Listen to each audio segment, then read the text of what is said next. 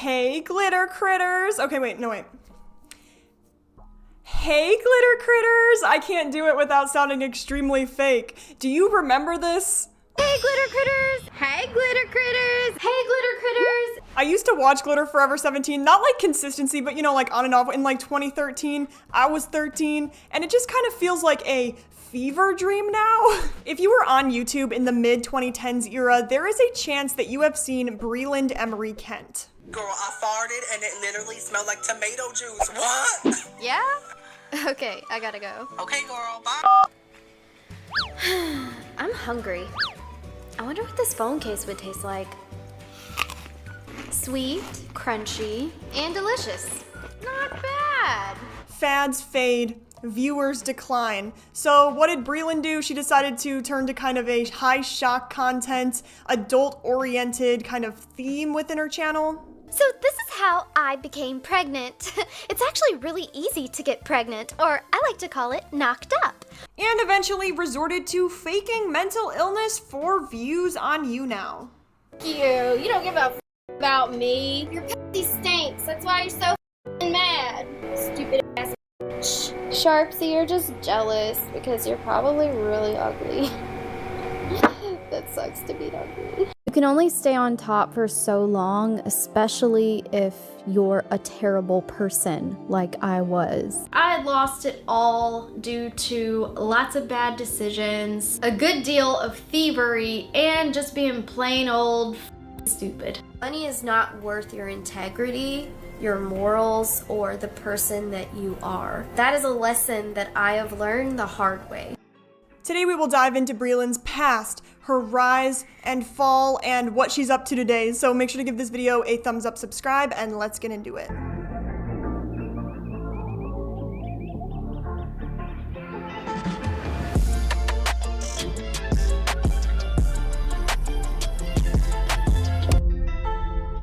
Breland kicked off her YouTube journey back in May of 2011 when she was just in her early 20s. She started out with Get Ready With Me videos, a mix of hair, beauty, and makeup tutorials. She was set on her way to becoming one of the top beauty influencers. She had a vibrant personality and very eye-popping color schemes, you know what I mean? It keeps the viewer's attention, very 2010s. It was very girly, you know what I mean? It's like, oh my gosh, do you want to have a hairstyle that looks like Selena Gomez? I mean, to be fair, she did kind of start out small. It's not like she was getting millions of views at first. There's actually even a rumor that she kind of did this sub for sub tact, which I don't know if anyone's familiar with this. It's on TikTok. It's like people are like, well, you follow and I'll follow you back kind of thing. Although that's not really realistic nowadays on YouTube because of its spam risk.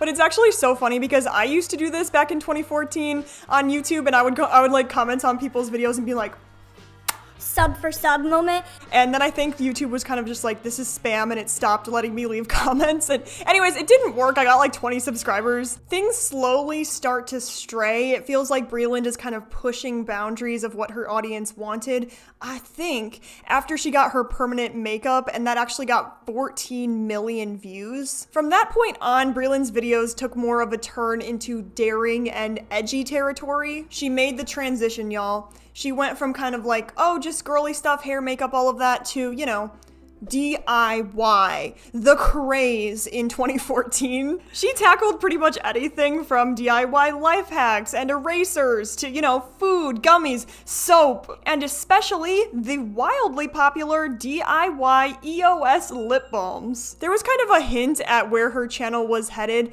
when she also made a lot of videos about like period hacks and, you know, feminine womanhood things, which is fine. We love that, but, Yeah, this is actually a thing. Sea sponge tampons. You gotta be kidding me. She ventured into more questionable territories, doing DIYs that you or I might not be interested in doing, and it might not really be safe, such as, you know, the Sharpie makeup tutorial. She started making attention-grabbing DIYs that are not very practical for the average person. I mean, not only were these videos shocking, but they were also very well produced. Back then, only the best of best YouTubers had these elaborate sets, costumes, you know, professional editing, custom animations. I mean, she exploded overnight, and later she started talking about how she made 50K in not a year, a month. Like, grind. The grind is real. I mean, Breland was completely taken over by the money she was making. She talked about growing up, you know, in a hard financial situation, sometimes being homeless, to having all of this money. You know, she got a lakefront mansion and a housekeeper. She even landed a sponsorship with a Kylie Jenner app, and would you know it, that for one sponsorship, she got paid $60,000. I think the most I did was with the Kylie and Kendall app. It was like a gaming app where you can like change the hair colors of the little avatars and stuff. But I made $60,000. She made the median income of the average American in 2024 with one sponsorship. I mean, life was great. It's so beautiful that you got to move into your dream home by the lake, and things got better. Her fiance David proposed to her. It was in Berlin, Germany, and this very special moment happened during a sponsorship trip for a menstruation app, which is iconic. The cherry on top of the cake that she made it on YouTube was when she collaborated with Shane Dawson. And this was when that was like, it meant you made it versus you were a little bit controversial friend. I don't really know how to word the genre that either of them were in at the moment, just like high shock content, and the Shane video definitely had this. Breland went to Shane Dawson's house and, you know, she made lip balm out of Shane's nipples, and that did happen.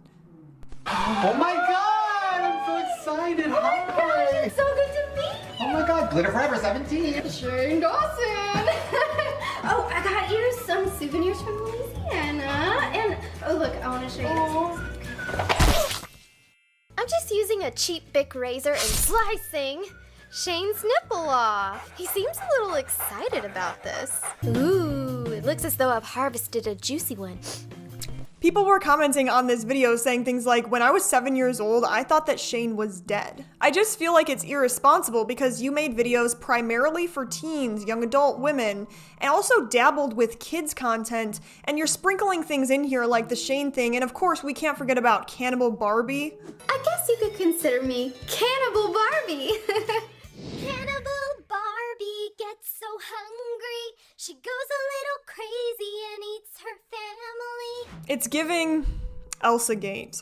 I feel like it's a little bit irresponsible because, you know, even if you do put a content warning like, you know, 13 plus on it, if kids primarily watched your videos, I don't know when YouTube Kids like started to be a thing, they're not gonna pay attention if it says 13 plus, you know what I mean? They're just gonna keep watching. She also did a DIY pregnant Barbie doll costume, also in the title Knocked Up.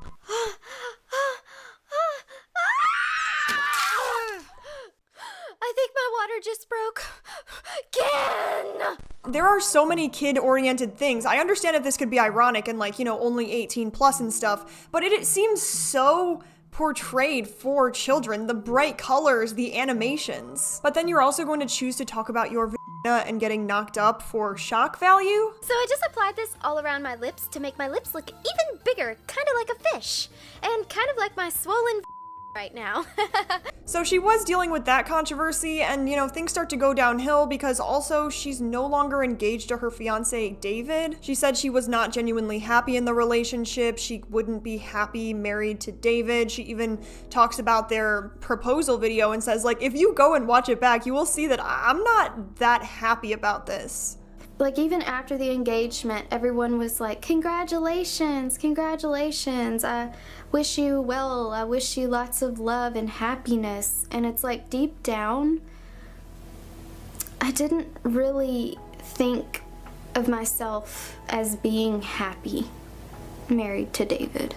Despite the teary-eyed Photoshop in the thumbnail, she was completely stone-faced throughout the entire video. I mean, they were together for 10 years, so not everyone. Obviously, there's things like domestic partners and stuff, but a lot of people might think, we've been dating for 10 years, maybe marriage might be in the lineup here. She dealt with these feelings by avoiding him, you know, she said it's like they're living separate lives. He's going out with his friends, I'm going out with mine. We sleep in separate rooms, we don't really hang out together. She was very detached and unemotional, but you know what? I can't insert myself into their relationship and pretend I was there to know what's going on. Maybe it was a two-way street.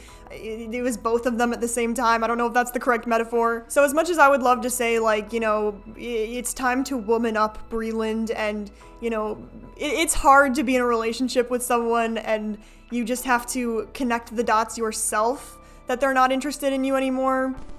It's like something that was really, really deep inside of me that I hadn't realized yet, that my feelings for him had just, like, faded.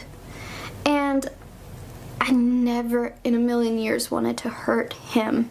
I really cannot imagine how hard it would be to be honest and upfront with him, but letting him figure it out on his own brings prolonged pain. The longer it takes for the truth to come out, the more time he might spend investing in the relationship, trying to convince himself everything is fine, feeling confused, anxious, or insecure. So when he finally realizes the truth, the pain might be more intense because of the time and emotion he's put into the relationship. But her reasoning was that she didn't want to hurt his feelings because he was so nice. People in the comments were not really having it. They said things like, I never want to hurt him. Makes a 14-long video explaining that she never really loved him. If you had no romantic feelings for him, then you should not have said yes, period. I'm not denying you worked hard to fix it, but you can't sit there and tell yourself it's okay that you did that to him. I don't know why this came up in my recommendations, but you're a 30-year-old woman. What do you mean by romance? Are you going by the Hollywood definition of romance? I'm 25. My current relationship has already been 8 years. Yes, romance fades, but what remains is a sense of companionship and deep-rooted friendship. That's love in the real world. That's the kind of relationship that stands the test of time. I'm sure if you take a break from clickbait thumbnails, you'll find it easier to define what spark, romance, and love mean. Oh damn, they salty. I wish YouTube would stop recommending silly videos to me. Hope your videos never show up in my recommendations again. Ooh. It's so sad how you played with David's feelings like that for 10 years. Don't waste people's time like that. And it's so clear that you could care less about your relationship. Grow up and own up that you wasted 10 years of someone's life. Stop trying to make excuses. Hashtag unsubscribe.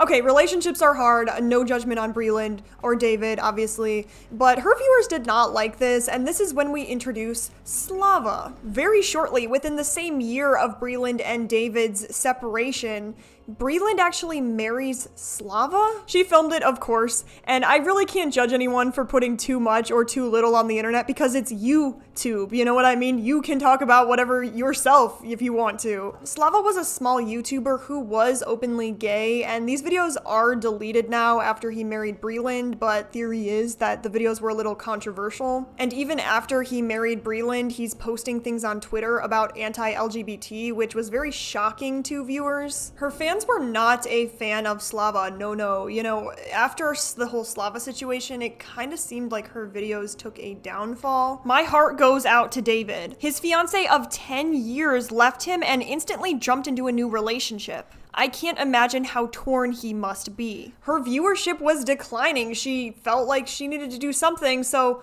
of course, she faked a pregnancy with Slava. They talked about the baby being the second coming of Jesus, you know, that they were going to get rid of the baby to their predominantly young audience. So I'm pregnant. What? Yeah. How? Well, do you remember? Breland, I would never do that to you. I would never have sex with you. But you did. I did not. You did. Where did you get it from? It's not mine. Yes, it is. Get rid of it. It's just... Really? Yeah, I'm not going to take care of that thing. I know whose Quit denying kid it. that is. Whose kid? It's probably God. Maybe it's like... It's like Jesus is coming back to Earth. No, I think it is because... So you want me to abort Jesus? No, I'm thinking actually that we should keep it. If that wasn't enough, you know, they also posted a video where Slava pretended to be drunk and disabled. He is my boyfriend. We actually have a lot of secrets to share with you, right, honey? We're just so excited to finally be together now, and that's the reason why we wanted to make this video. Can I get a kiss? Oh. I feel like this is really pushing the boundaries of what your audience will tolerate. People were speculating why they got married so quickly. Is it because Slava is from Russia and he has 90 days to marry someone or else he has to go back? TLC has an entire TV show about this where people literally have to decide whether they want to get married in 90 days, and I am guilty for watching it. In a few days, I'm getting ready to get on a plane and go meet Rose, the love of my life, for the very first time. How do you say kiss in Tagalog? Halik. Halik. Yeah. Okay. May I halik you?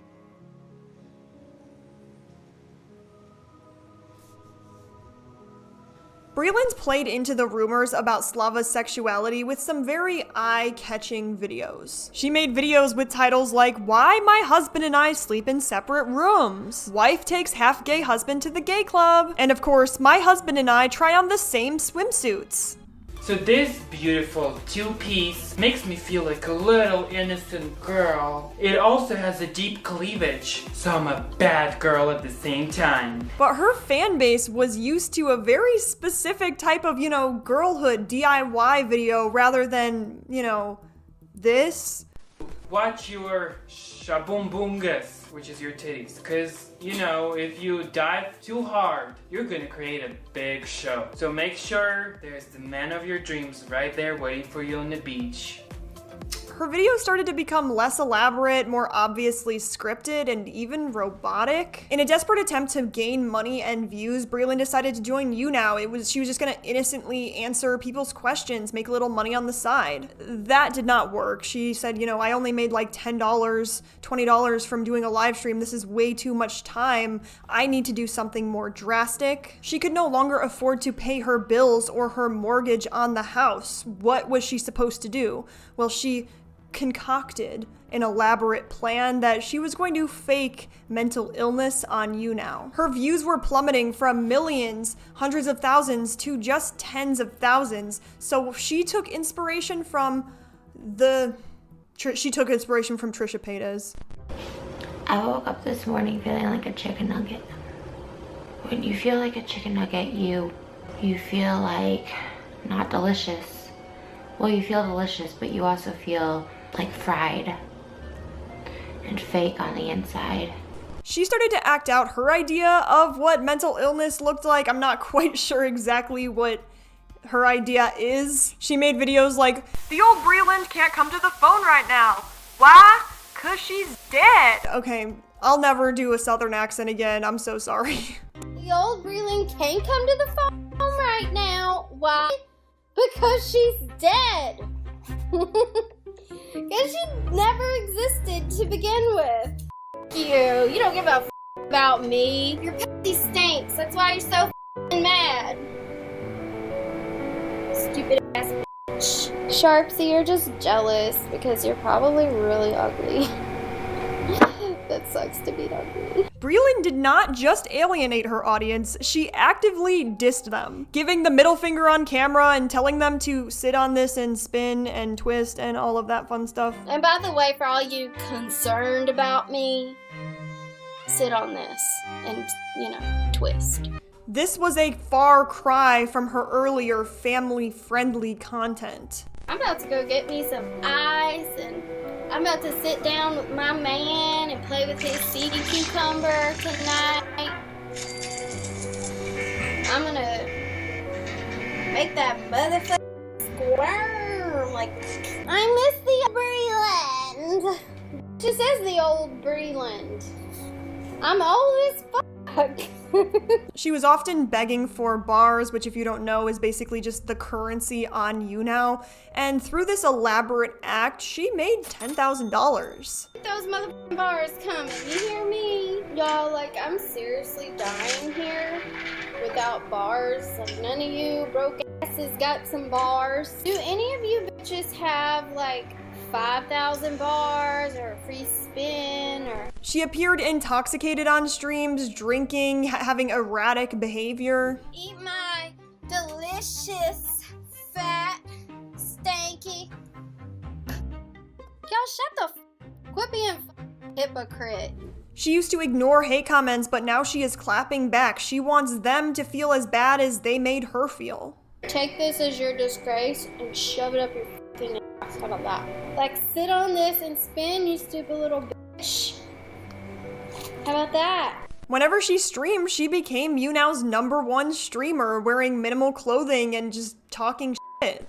Y'all shut the f up. Don't even act like y'all never told somebody to clip before.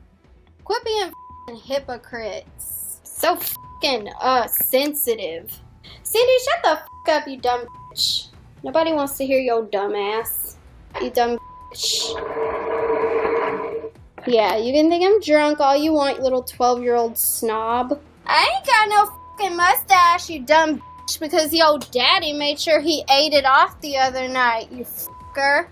But you know, this did have a fault in the way that her digital footprint was permanently altered. So what did she do after this, you guys? She went offline and she just continued making YouTube videos as if nothing had happened. Her viewers were not having this. There was a massive elephant in the room, and so 2 months later she actually made a video about it. She said YouTube was her main source of income. She even had her family depending on her. YouTube was failing for me. People were being unsubscribed, and I knew with YouTube failing, everything else was gonna fail too. YouTube is and was my main source of income. So I knew if YouTube failed and if I couldn't make any money anywhere, that scares me. I've had my family depend on me for the past 8 years. Having that like on top of you and knowing that you are the one that has to keep food in their mouth, you're the one that has to keep the bills paid,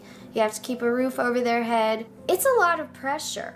The more she would upload, the worse her views would get, and I can imagine the light switch going off in your head that's like, I'm not going to be able to pay my bills. So since my video views were only like 10% of what they used to be, I was starting to freak out a little bit. I'm pretty sure anyone would. It kind of happened overnight. The more I would upload, the worse the views would get, to where normally, like before they changed everything, my videos would at least get like 100,000 views. I had uploaded a video and I only got like maybe 15,000 views on the video, and I just flipped out. I was like, no way, this can't be happening.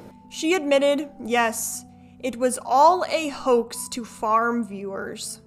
It was nowhere near enough to make my mortgage payment. So at that desperate point, I decided that I was gonna devise a plan to get that money that I needed to pay my bills and to pay my mortgage, and I was gonna do whatever it took to take care of me and my family. So I came up with a plan to be as outrageous and insane and crazy as I possibly could. She kept going and going until she eventually got banned off of YouNow, but hey, I mean, she was able to pay her mortgage. This fueled me to keep going because I was like, oh my gosh, look at the money I made on that live stream. I made like $250. That could pay my light bill, my phone bill. I continued to do it because this money was turning into my bills being paid. It ultimately was able to pay my bills for months after. I ended up making nearly $10,000 from that stunt. Oh, right. No, she lost her house anyway. It was basically all for naught because it was rent to buy. She said money is not worth your integrity and your morals, which I have no reason not to believe what she's saying. But a part of me thinks, like, what if she was like, I don't have any other angle to go with right now other than saying the truth, and hopefully some people will come back. I can honestly appreciate how real she's being. In June of 2019, she made a home foreclosure tour. It is a tale as old as time, or for YouTube at least. A YouTuber will see this money coming in, they think it's never going to end, and then like Boogie2988 we see, they invest it all in Bitcoin and lose everything. This kind of reminds me of how people warn me personally about credit cards. They're always like, you know, don't open a credit card because eventually you'll see it as not real money. And I'm like, why would I do that? The only reason I have a credit card is to get my credit score higher. But they're like, no, just trust me. I feel like this is a similar situation. You need to be in it to understand. She went from a situation fluctuation of poverty to making $50K a month. So I can understand where she's like, oh my gosh, I have all this money I must spend. The house needed to be sold and it was listed for $900,000K, but the price allegedly continued dropping until it was $335K, so less than half. I mean, it sucks. She did all of these expensive renovations only for it to be a complete loss. The kitchen had granite countertops. There was a master bedroom with a stunning lake, you know, a chandelier, a guest bedroom featuring a large bathtub, a shower with expensive hardware, a granite seat, and jets. It had a theater with LED lights and a propeller-style ceiling fan.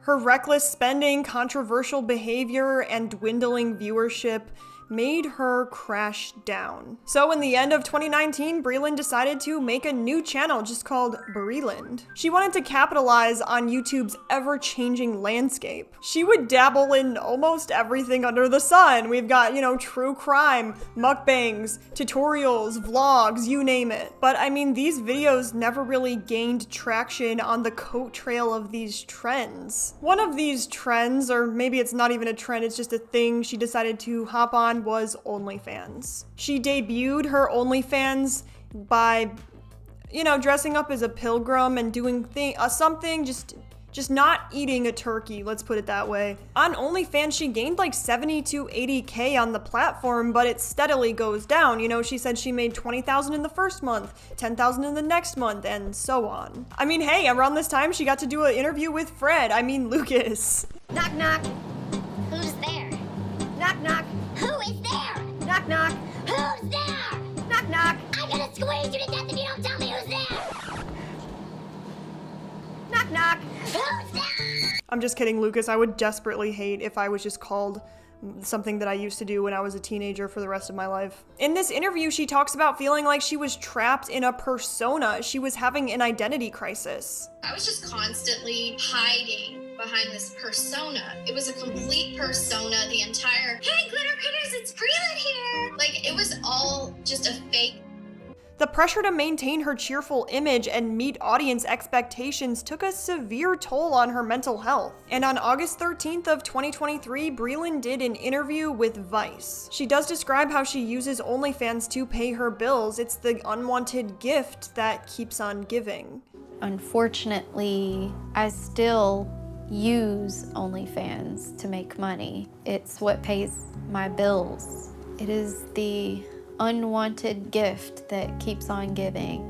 This can be a legitimate and empowering career, but the way she describes it makes it sound like she resorted to it after her career hadn't turned out how she wanted. So I do feel for her in the way that she feels like this is something she wouldn't want to do if she had succeeded on YouTube. In the Vice interview, she also talks about her struggles with substance abuse. You know, she spent $50,000 on I would say that I was addicted. I wasn't exactly addicted because I only took them for maybe a year because they were very expensive. That's another reason why my bank account went down so drastically, because I spent over $50,000 on Slava even spoke up and said doing the disconnected her from the emotions connected to losing YouTube views. I would say she started trying pills even during our trips we were taking, and I think it became an issue as her channel started going down. The pills made her feel like this was not happening.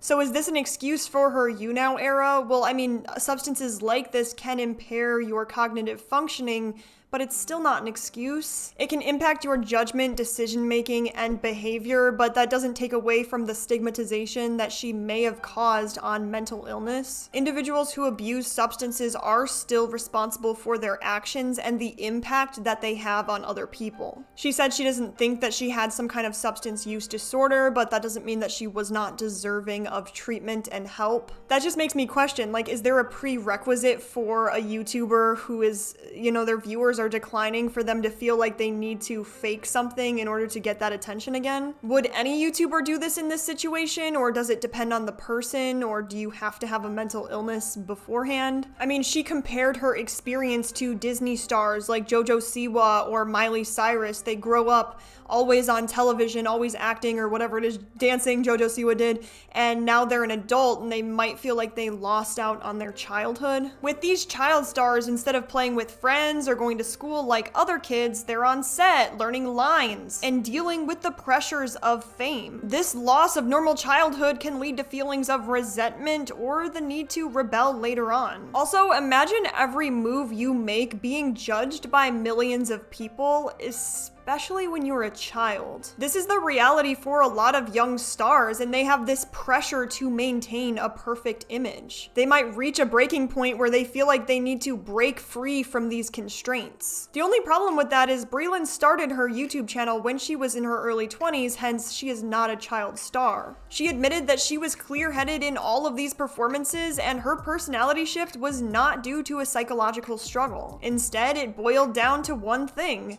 money. In the Vice interview, she kind of contradicted herself a few times, saying things like, "I did not fake a mental illness because I have one," but also, "You faked one because of your mental illness?" I don't know. A lot of people out there like to say I faked a mental illness, but I already have a mental illness. And at the time, I was kind of going through it. I wouldn't call it a nervous breakdown, but I just couldn't take it anymore. I was mostly just focused on making money, and I didn't give a care about the repercussions of that. In your YouTube video, you said you wanted to act as crazy and dramatic as possible to garner views. In the interview, she also admitted that she did cheat on her original fiancé, David, with Slava, but in another video, she claimed she didn't. They knew that I had cheated on my fiancé at the time with Slava.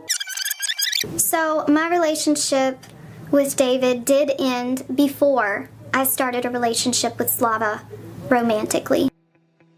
So where is she now? I mean, she did have a moment of thriving on TikTok. She gained views talking about, wait for it, of course, her gay husband. So I'm here at Raising Cane's with my gay. So I'm giving a gift to my gay husband. He loves really gay gifts. This is me and my gay husband's morning routine. My husband's gay. Slay. He's a gay man. Period. I'm a straight woman. Queen. We are married. Because we ate. We both like men. As we should. And we make the perfect partnership. These videos actually garnered significant views. She was getting more views than she ever got on her YouTube channel. I love you so much, YouTube, but I will argue that TikTok has this extremely good algorithm. Like, if you watch one video, it knows that you like that kind of content and it'll serve you those videos. On YouTube videos, it only counts as a view if you watch it for like, I don't know, 30 seconds, whereas on TikTok, you can get a view multiple times if they rewatch the video. It's much more short-formed content, but the point is that she did get a lot of views on TikTok. On TikTok, she could get anywhere from 1.2 videos to, 32 million views. One of her most popular pieces of content she was actually selling was My Gay Husband, the full story, on her TikTok shop for $1.99. I haven't seen it, but basically her argument is that she did not realize Slava was gay. She was kind of in denial about it. I mean, Slava even talked about his own internalized homophobia in the past,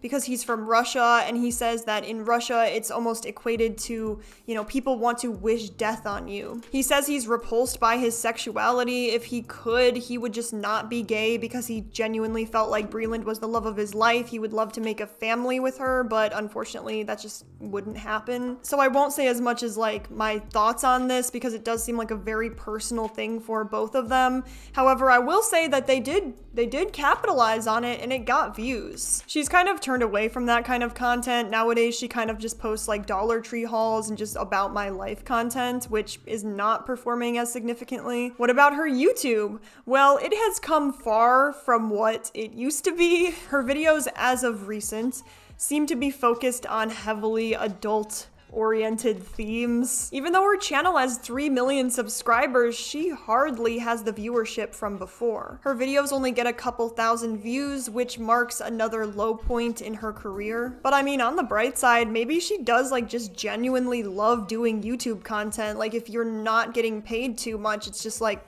it's of joy for you. That's the story behind Breland, aka GlitterForever17, the DIY queen who transformed from a beloved YouTube sensation into a controversial figure. Her story serves as a cautionary tale about the pressures of internet fame, the desperation to stay relevant, and the dark side of content creation. You get that mindset of, oh my gosh, I'm invincible, you know, I'll always have this money coming in. It's gonna end, eventually it will, nothing lasts forever. Learn from my mistakes, people. Oh, let me know in the comments. How much of an idiot do you think I am? How much of an idiot do you think I am? I lost it all due to lots of bad decisions, a good deal of thievery, and just being plain old stupid. You can only stay on top for so long, especially if you're a terrible person like I was. Money is not worth your integrity, your morals, or the person that you are. That is a lesson that I have learned the hard way. And that's just a reminder to all of us. People on YouTube are people. You don't need like a doctorate degree in order to turn on a camera and upload a YouTube video. Her story reminds us that chasing views and money at the expense of your own well-being, you know, reputation, integrity, can indeed lead to a downfall that is hard to recover from. Authenticity will always outlast these fleeting trends and boosts in popularity. I would love to know your thoughts on this video. I mean, do you think that Breland was faking a mental illness in the first place? I suppose we'll never know because it's kind of been contradictory and all we can see is what she puts on the internet. But yeah, make sure to give this video a thumbs up, subscribe, turn the bell on if you're feeling risky, and comment below. Thank you so much, it helps with the algorithm. If nothing else, let me know, would you rather be in the extreme cold for 24 hours or extreme hot? It sounds so horrible, but I guess I would say hot. Although when I did visit my dad in Thailand, it was like 110 degrees like plus outside, and it's just not something that I would be interested. It's not a good time. Anyways, let me know. And thank you so much to each and every one of my members for supporting my efforts on this channel. It does mean the world to me. But to everyone, I hope you have a good day, night, whatever the case may be, and peace out.